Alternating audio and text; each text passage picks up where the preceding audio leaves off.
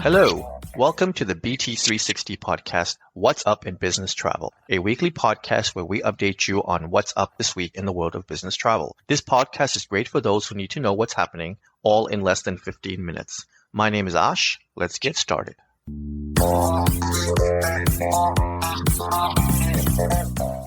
It is Monday, September 1st, and we've completed week 34 of 2025. As a reminder, BusinessTravel360.com is a great resource to take advantage of for everything business travel.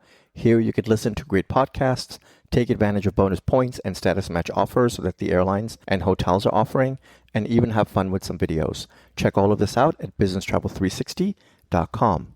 Now, let's get to the headlines. The Trump administration continues to take a harder stance on foreign visitors with a $250 visa integrity fee to be implemented on October 1st. Overseas travel to the U.S. fell 3% year over year in July to 19 million visitors, according to U.S. government data. It was the fifth month of decline this year, defying expectations that 2025 will see annual inbound visitors finally surpass the pre-pandemic level of 79 million. The new visa fee adds an additional hurdle for travelers from non-visa waiver countries like Mexico, Argentina, India, Brazil, and China. The extra charge raises the total visa cost to $442, one of the highest visitor fees in the world, according to the U.S. Travel Association. International visitor spending in the U.S. is projected to fall between $169 billion this year, down from $181 billion in 2024. Delta Airlines has agreed to pay nearly $79 million to settle a class action lawsuit involving a 2020 fuel dump over business and residential areas across Los Angeles. The case stemmed from an incident in which the Delta Airlines flight from Los Angeles to Shanghai lost thrust in an engine soon after takeoff. The pilots dumped about 15,000 pounds of fuel to reduce the risks of an overweight emergency landing before returning to Los Angeles Airport. According to the Aviation Herald, Delta Airlines Flight 89 was operated by a Boeing 777, which departed Los Angeles when the crew stopped the climb at 8,000 feet, reporting compressor stalls in the right-hand engine. The pilots requested to return to the airport, but then formed an emergency fuel dump while at low altitude over a densely populated area. The aircraft ultimately landed safely back at Los Angeles. As part of the settlement, Delta Airlines did not admit liability and pointed to subsequent investigation by the FAA that cleared the pilots of wrongdoing. It also disputed that the fuel had caused any harm. Flight Centre Travel Group's corporate landmark Global State of the Market survey has revealed that 45% of travelers intend to increase their travel spend versus last year, a 3% uplift when compared to fiscal year 2025 intentions. Overall, for the flagship businesses FCM and Corporate Traveler, 9% of customers surveyed intended to spend over 20% or more on travel. 36% plan to spend about 20% or more, and 37% believe that the amount will be the same as last year. Only 8% anticipated reducing travel spend. In the EMEA market, customers intended to spend more on travel, lifting from 39% in fiscal year 25 to 46% in fiscal year 26. Perhaps most significantly is the intention to reduce travel spend this year versus last year, dropped from 21% to just 7%. The corporate business again delivered a record TTV of 12 billion Australian dollars, up 2% year over year, with FCM securing a large pipeline of new accounts, expanding addressable markets, and set to benefit from industry consolidation. Corporate travel is also set to become a $5 billion per year business and outperform in the large U.S. market. Korean Airlines has agreed to purchase over 100 Boeing planes in a deal worth approximately $36 billion. The deal also includes engines and maintenance program worth an additional $13 billion. The deal coincided with South Korean President's visit to Washington, D.C. Korean Air called the order a proactive measure to support Korean Air's long-term growth following its integration with Asiana Airlines. As a reminder, Korean Air completed its acquisition of Asiana Airlines in December 2024.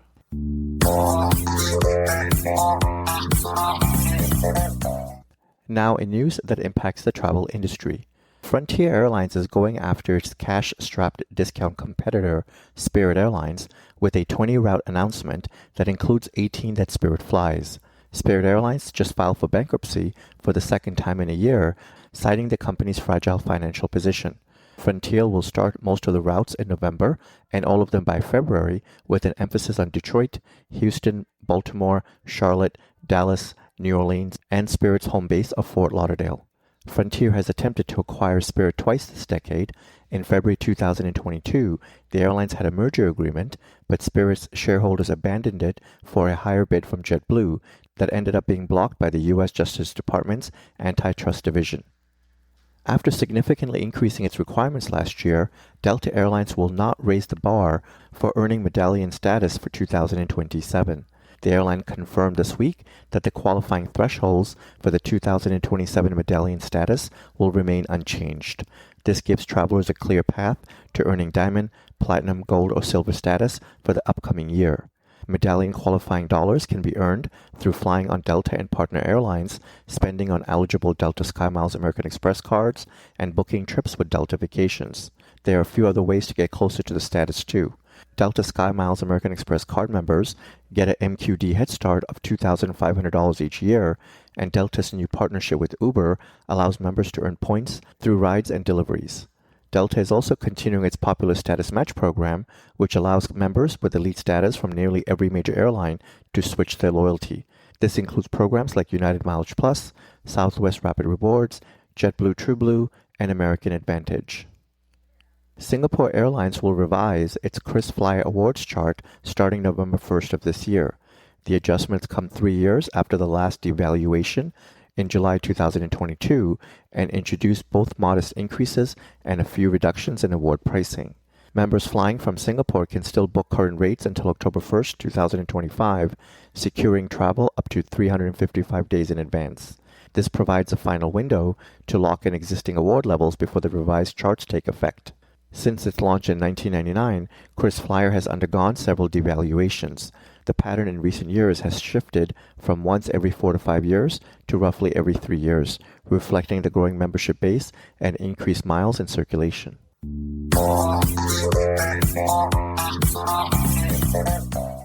Let's get to the news of mergers and new partnerships.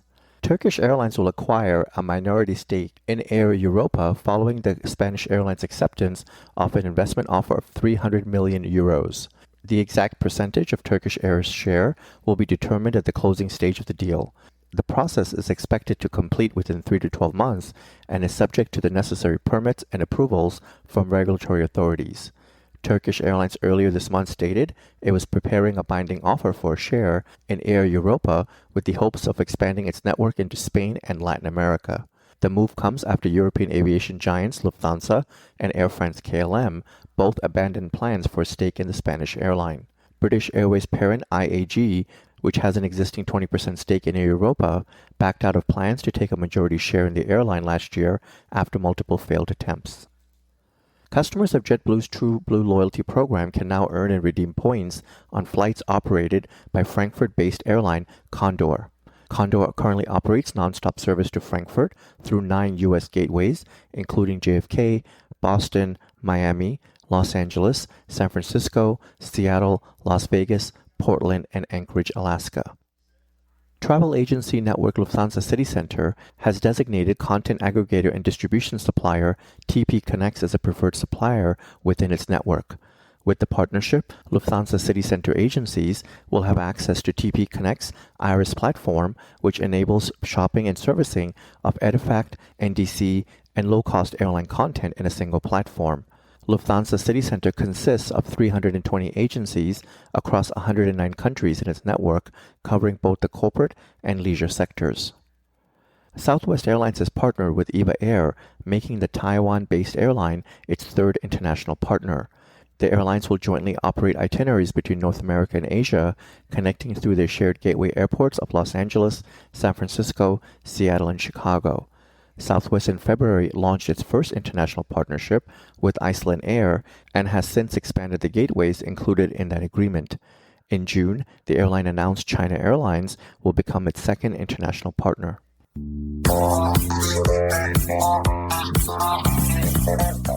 And finally, some technology news. CTM has enhanced UK rail bookings in its corporate booking tool Lightning by adding seat maps and advanced reservation features. Lightning users will now be able to view and select their preferred seats at the time of booking and to reserve seats close to others.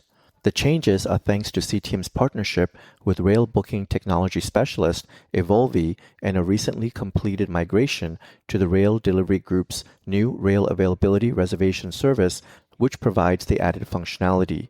CTM said that the move is a step forward in modernizing the corporate travel booking experience for rail. Experience platform provider Way is building on its partnership with Hyatt to connect its ancillary offerings and experiential programming with the World of Hyatt loyalty program, all which will be offered in one platform for Hyatt's hotels and resorts across the globe. Way also cited Hyatt as a client when it launched new tools for hotels to offer experiences in March 2024.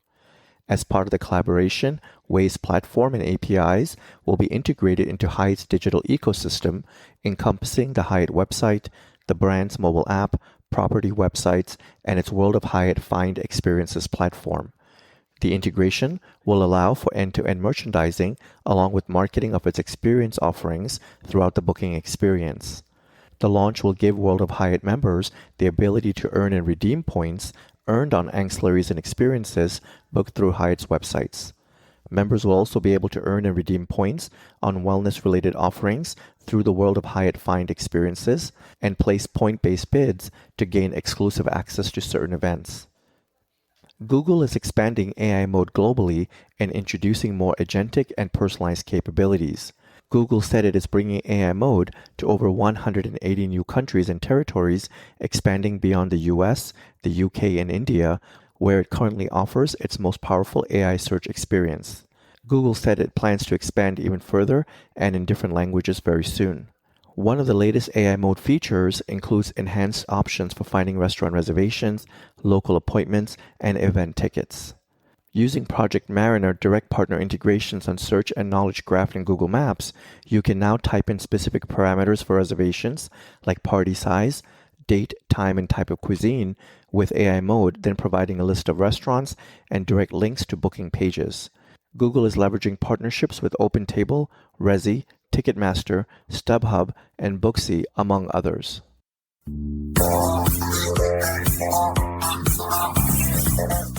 With that, thank you for joining us, and I would like to ask you to tune in again next week on Monday morning to get your weekly update. We hope that you will make this a regular part of your week and listen in while you're on the move or sitting back and sipping your coffee. You can subscribe to this podcast by searching Business Travel 360 on Apple or Google Podcasts, Spotify, iHeart, or Pandora. Be sure to share this podcast with everyone you know so that they can also benefit from getting to know more about what's up in business travel. You can always find more information on businesstravel360.com. Have a great day and travel well.